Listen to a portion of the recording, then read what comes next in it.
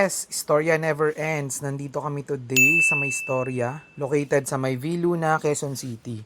Pangilang beses na rin namin dito pero this time ang kasama namin ay ang aming family ni Mrs. Andito kami para i-treat ang aming family and at the same time ay celebrate ang birthday ng aking papa na si Doming. Wala si kuya dahil wala magbabantay sa mga aso naming si Belle at si Moon. Nauna na kami dito sa Storya kasama ang aking asawa, mama at papa ko. Maya-maya nga ay dumating na rin sila Papa Mario at Mama Yoli, mga parents ni Mrs. Dito nga ay tinutulungan namin si Mama Yoli para maisakay siya sa wheelchair niya. Sa mga hindi nga nakakalam, si Mama Yoli ay dialysis patient for more than 13 years na. Mahirap ma-dialysis kaya huwag kakalimutan ang inyong kalusugan, magpa-regular check-up para ma-monitor natin. Galing sa parking, nakakit na kami dito sa Storya and sobrang nakakatuwa dahil todo assist ang mga crew nila dito.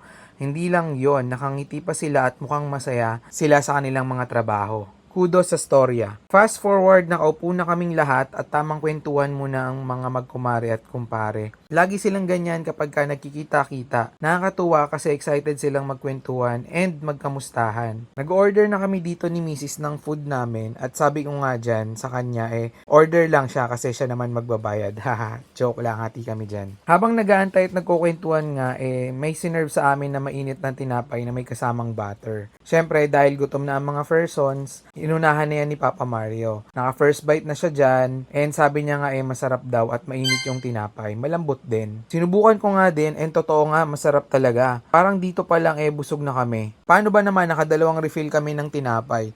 Sulitin ng libre syempre. Haha.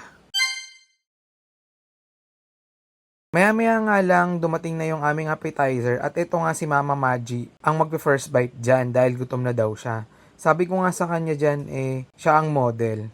So, todo acting siya dyan at nahirapan pang kumagat. Hindi ata nadala ang pustiso. Haha, joke lang. Dito nga sabi niya masarap daw kahit di pa niya nangunguya. Hindi ako naniwala kasi hindi niya pa nangunguya kaya sinubukan natin para matikman. At totoo nga, masarap nga. Kakaiba yung lasa at presentation nitong lumpia. Actually, ito ang bentahe ng Storya para sa akin. Yung usual na food ay nagagawa nila ng ibang presentation and swak talaga yung lasa. Dumating ni mga in-order naming food.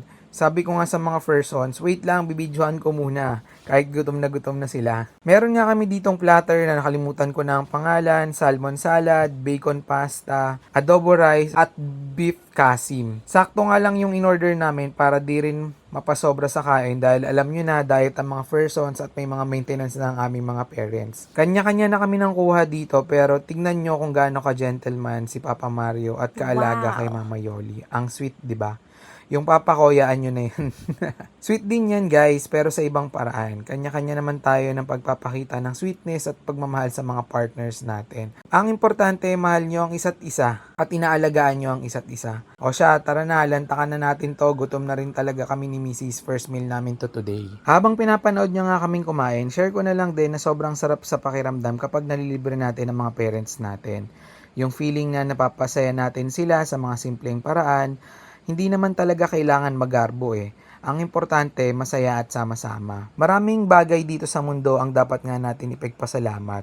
Isa na doon ay ang pagpapasalamat natin na hanggang ngayon matanda na tayo ay kasama pa rin natin ang ating mga magulang. Hindi lahat nabibigyan ng ganitong pagkakataon. Naalala ko yung sinasabi ni Ma'am Ruby Haniel, teacher ko nung high school ako, na dapat ipakita natin sa mga taong mahal natin na mahal natin sila. Hanggang nandyan sila, iparamdam nating mahal natin sila, sabihin mo yung salitang I love you sa kanila, dahil hindi habang buhay nandyan sila at kailangan natin iparamdam sa kanila yung pagmamahal na dapat natatanggap talaga nila. Kailan ba natin ipaparamdam yun sa kanila kapag wala na sila? Siyempre hindi. Kailan nga ba yung best time para iparamdam natin sa kanila na mahal natin sila? Ngayon, as in now. Now ang best time para ipakita at sabihin natin sa mga taong mahal natin na mahal natin sila. Ako lang ba nakakapansin na sa dinami-dami ng lessons at lectures na tinuturo ng mga teacher natin, palagi natin mas natatandaan ay kung paano nila tayo tinuturuan maging mabuting tao. Or baka hindi lang talaga ako nakikinig ng mga lectures. Oy guys, don't judge me. Engineering degree ako Ibig sabihin nun may natutunan ako sa aking mga pinag-aaralan. Meron nga ba? Anyway, ang sarap nitong mga pagkain dito sa Storya. Kapag may time kayo, try nyo rin pumunta dito. Isama nyo yung mga parents nyo, mga bebe girl nyo. Sulit na rin dito sa storya para sa akin. Ambience is cozy, food was great, presentation, may mga iba't ibang itsura yung pagkain. Medyo pricey nga lang, pero swak naman sa budget. Itong lahat ng kinain namin ay nasa 5,000 pesos kasama na yung 10% na service charge nila. Hindi ko alam kung 10% pero around that percentage. Pero guys, promise, sulit naman. Naligpit na nga yung mga plato namin at utensils, natira na lang yung mga drinks namin para makapagkwentuhan at makapagpahinga ang mga persons. Ito nga pala si Papa, ang ating birthday boy.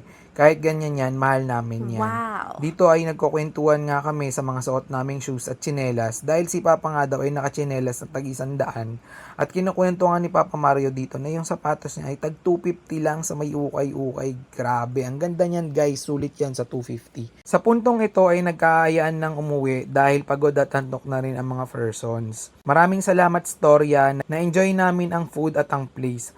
Till next time, hanggang pag-uwi guys, ina-assist nila kami. Kaya masasabi kong sulit talaga yung service charge nila. Masaya ang mga persons and masaya rin kaming mag-asawa dahil napasaya namin sila.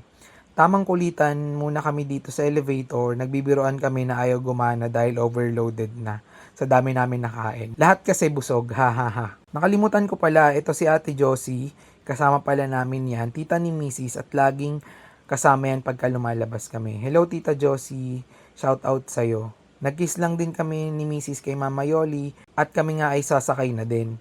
Pinagbuksan ko lang ng pinto dito ang aking mother dahil antok na daw siya. Pagsakay namin sa may sasakyan, may inabot nga sa akin si Papa na parang bilog. And sabi niya ilaw daw yun. So ang ginawa ko naman, tinry ko. At ito nga, parang kami nagdi-disco dito sa loob. Mahilig talaga si Papa sa mga ganitong bagay. And yeah, ayun lang guys. Maraming salamat sa mga nanonood. At sinayang ko na naman ang ilang minuto ng buhay nyo. Kita-kits sa next vlog. Don't forget to subscribe and thank you!